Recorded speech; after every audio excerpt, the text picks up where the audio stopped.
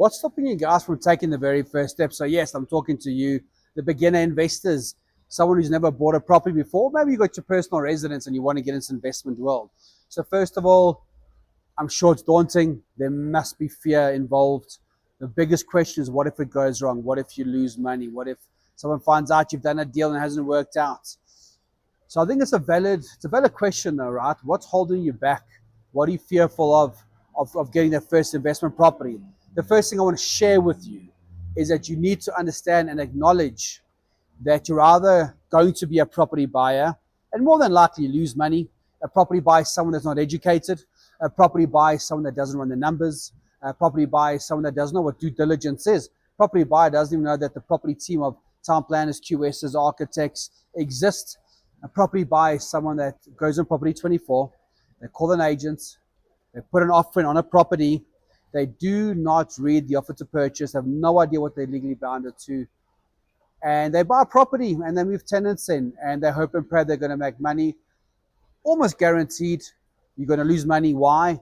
Because most people buy 2-bed townhouses, 3-bed townhouses, 1-bed flats. And what you tend to find, not obviously not in every area, right? But in most areas in South Africa, on a buy-to-let, a new build off-plan, that the rental amount that's coming in, for example, let's say 8,000 rands coming in, sounds good. And your bond might only be 7,000. So yes, your rent covers your bond. 8,000 minus 7,000 is 1,000.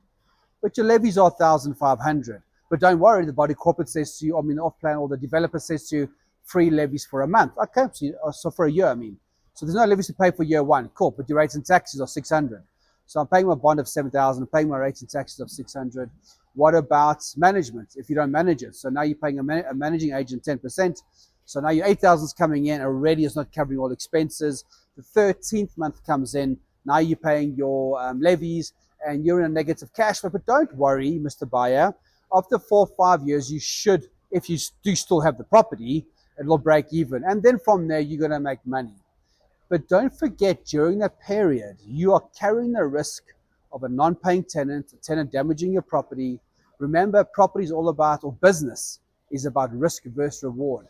So here you as a property buyer, you're taking on the risk of a tenant. You're praying and hoping that he's going to pay you full rent every month up until you start making a profit. And when you make a profit, it's actually not a profit. Now you pay for the losses that you've had in that property that you bought, if that makes sense.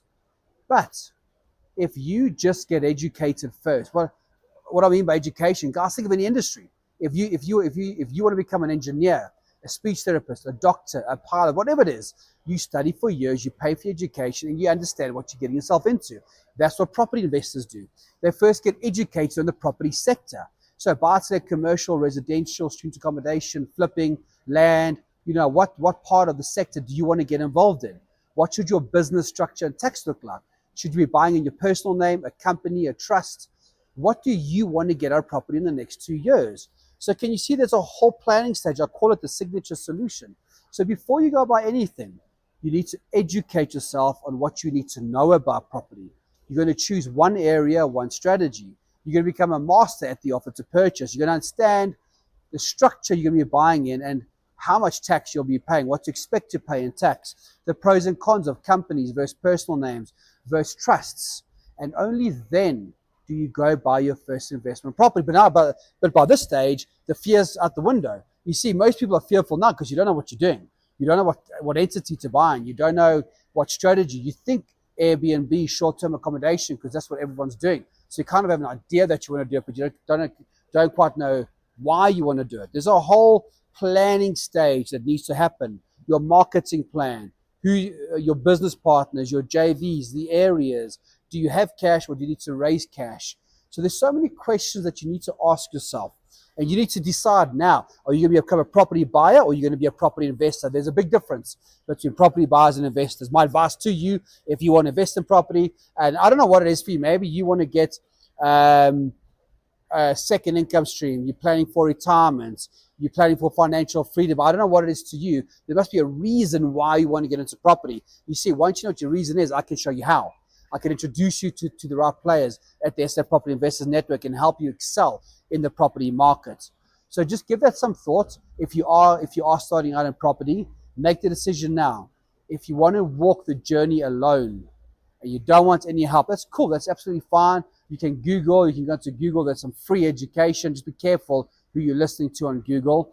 And you walk the journey alone. But if you want to walk a fruitful journey where you're going to build a positive cash flowing property portfolio, where you're going to become an investor, not a buyer, where your mindset needs to change as to how you look at properties, setting up the right structure, getting the right education. And of course, being part of a network of like-minded property investors, your chance as a beginner in property is far, far greater and higher than walking a journey by yourself, not knowing. And I always talk about in property, it's like a jungle. You'll pay your school fees all the way now, or you'll pay it at the end. That's up to you.